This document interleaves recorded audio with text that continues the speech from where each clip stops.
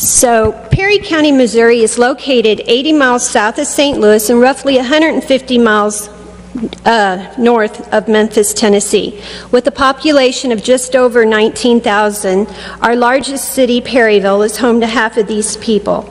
We are mostly a rural agricultural county. Knowing very little about the eclipse myself, I was told that the major threat of an eclipse is the weather. So on August the 21st, for the past 10 years at approximately 1 p.m., since our totality is at 118, here is what you can expect from Perry County: no rain. We have 6 out of 10 clear skies with 3 scattered clouds and 1 misfit, mostly cloudy. Feeling pretty confident about our weather stats, we continued planning. So 8 months ago, I began rallying the troops and building my task force. Some were skeptical, and that was to be expected. Some were defensive, and that would be expected. If you are in charge of your eclipse destination, gather all the leaders of your community that you can. These are my experts in my county. Let them take care of their respected fields. I don't need to plan ingress and egress routes for my county. Team up with your 911 and your state highway department. They know their roads and can provide safety and directional signs where most needed. I don't need to try to figure out how many porta potties are needed at the soccer fields. Let your health department and your park recreation people help you with those numbers. They are familiar with larger crowds and sanitary needs. I could try to do all these tasks, but these are my professionals that I am depending on. And at the end of the day, it will be done more efficiently, more complete, and with better results, providing a better eclipse experience for everyone. Once I had my task force set, my next focus was on my working force, local businesses, companies, industries in my community. I presented SolarEclipse PowerPoints on awareness and economic benefits to my local coffee and connections, lunch and learns, business after hours, women's networks, bank power lunches, chamber meetings, and many others, and with varied attendances anywhere from 20 to 150 people. Now my focus was on school and educations.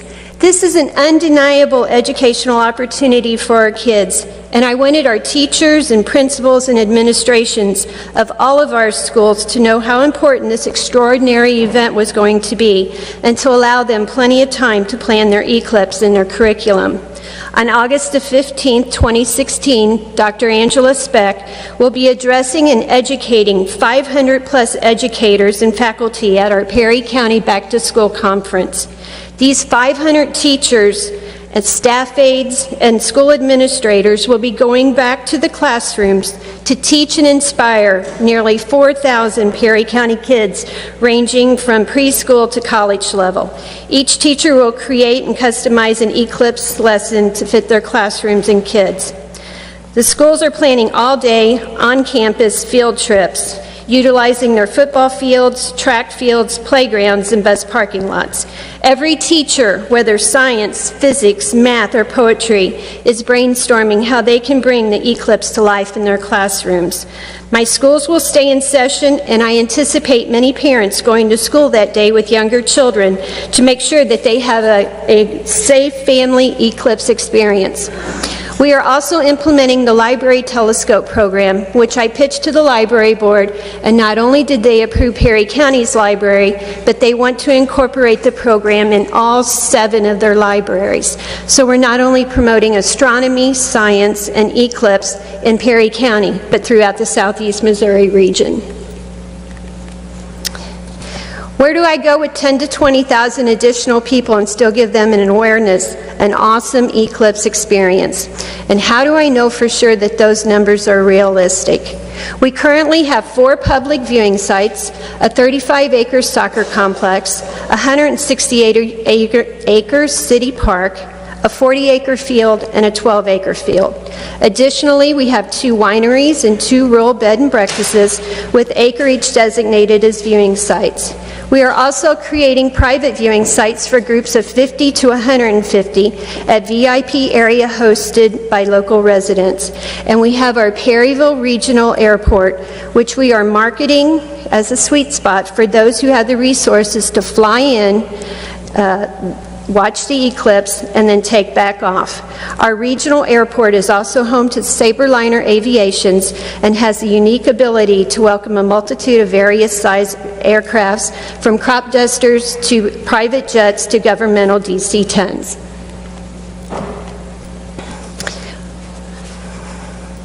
As we quickly approach the one-year out mark, Perry County has already committed to purchasing 25,000 solar eclipse glasses.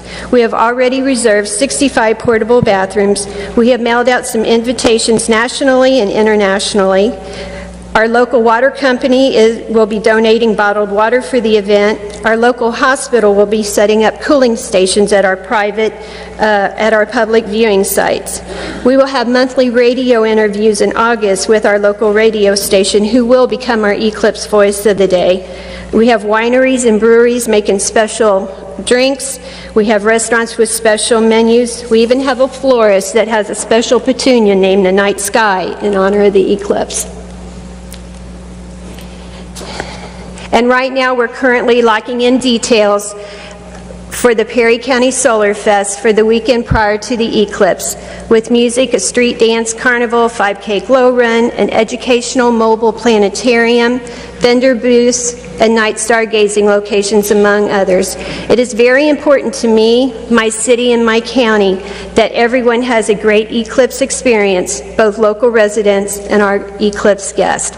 We will be ready, we will welcome everyone, and we will have an unforgettable eclipse experience. Thank you.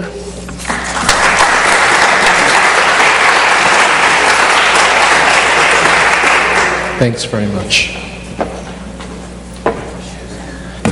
Any questions?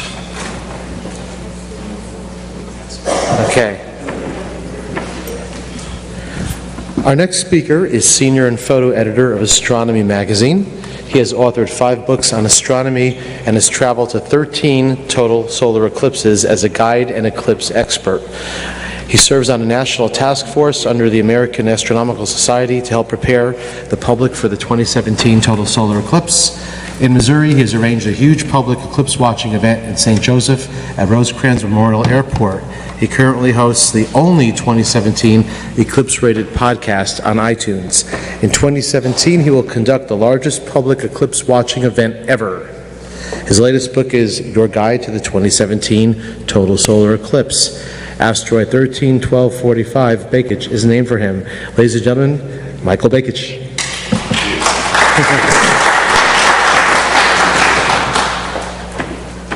That's all you got to say?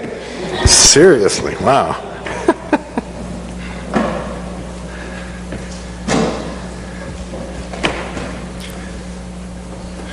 You know, I know time is limited for this talk. You know how these talks never open? With a monologue. So let's try this. Sun and the moon walk into a bar. The moon says to the bartender, 2 Coronas, please. The sun says, yeah, but make mine a light. That killed back at the magazine. Okay, one more. I'm shortening this. The sun and the moon, already a little bit tipsy, walk into a bar, and the sun says, me and my friend would like a few libations.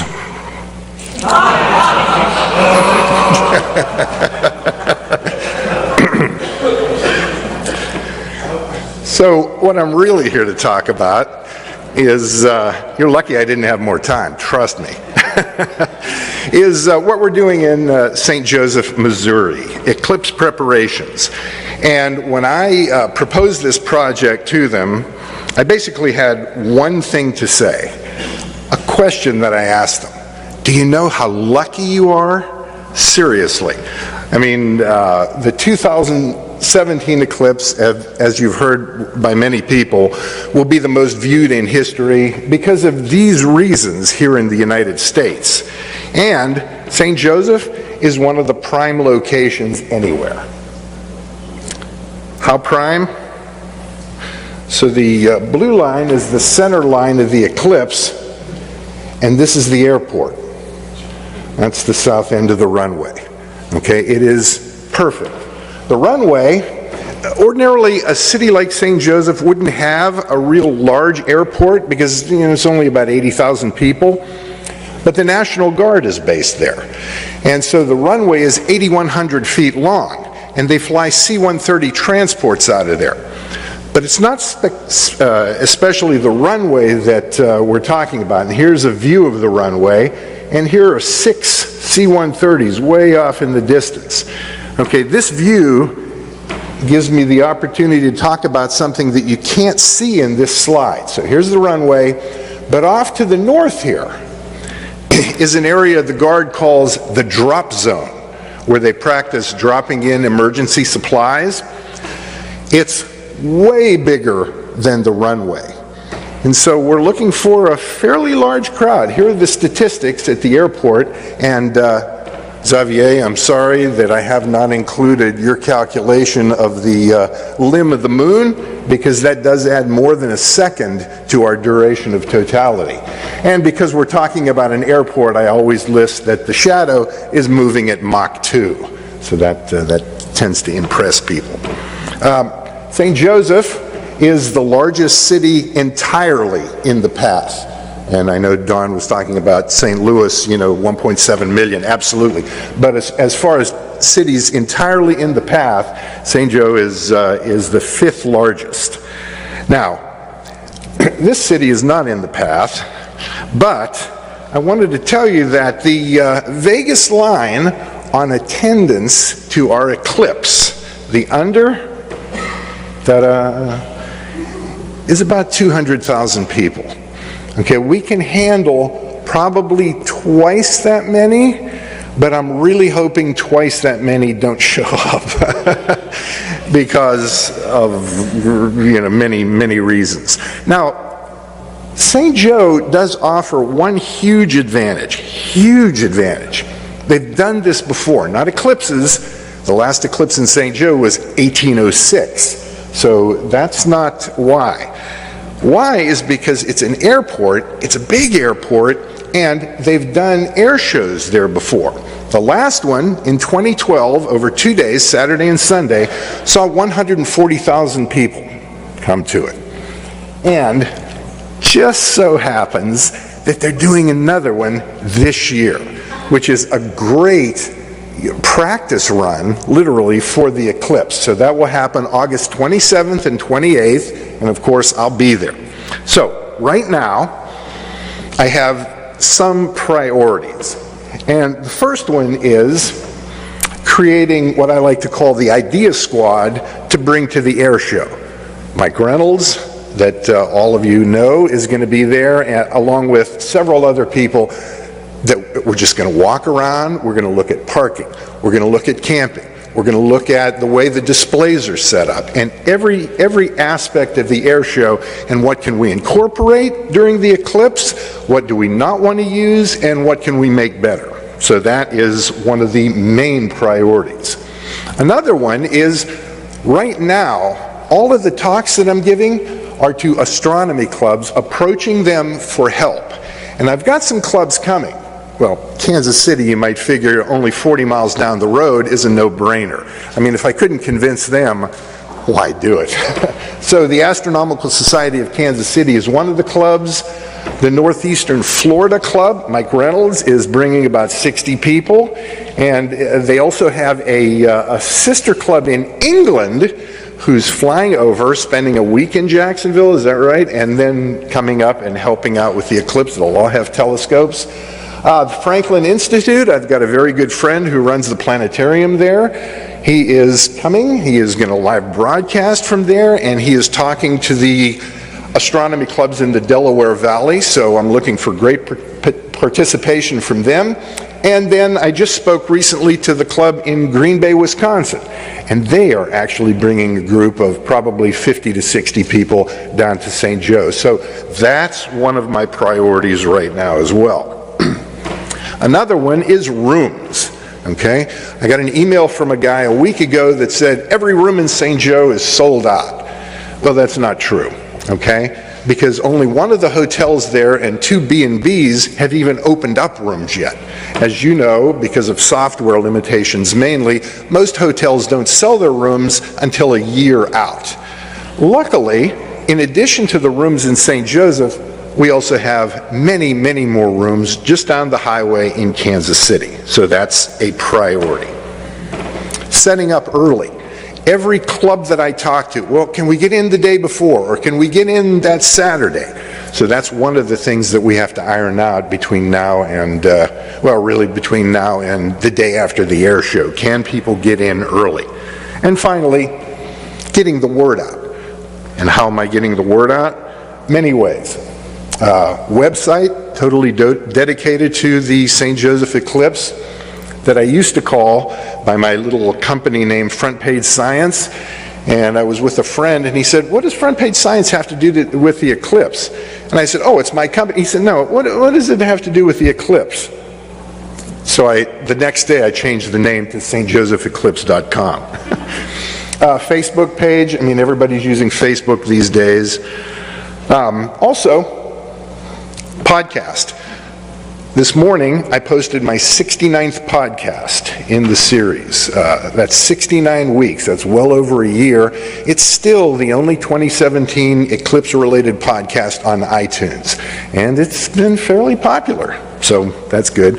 Print media is another thing that we're doing. We've already had 2 major stories in the Kansas City Star, which is a fairly large newspaper, one of which I wrote and one of which a reporter wrote. We have TV coverage guaranteed, because one of my good friends when I worked in Kansas City is the chief meteorologist of the ABC affiliate there. This is Brian Busby. And we made the big time because Tyler did a poster for our event. And I didn't put poster over here because I didn't want to mess up Tyler's great artwork. And if you think I don't want to cover that up, here's my new book. And so I wasn't going to put book over the cover. Finally, I'll just mention, you know, we talk about weather, St. Joe, okay? Let's talk about the last 4 years. 2012, at eclipse time, the red box, clear. 2013, 2014, and 2015, all clear at eclipse time.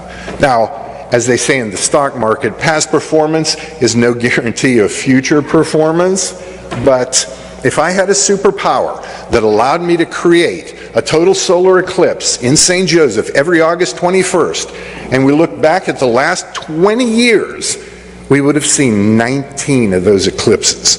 So odds are, I'm not making promises, I'm not guaranteeing anything, odds are that we will see the eclipse. If you're not with a group, if you don't have a scheduled activity, or if you're not planning to do one, come to St. Joseph. I can certainly use the help. Thank you very much.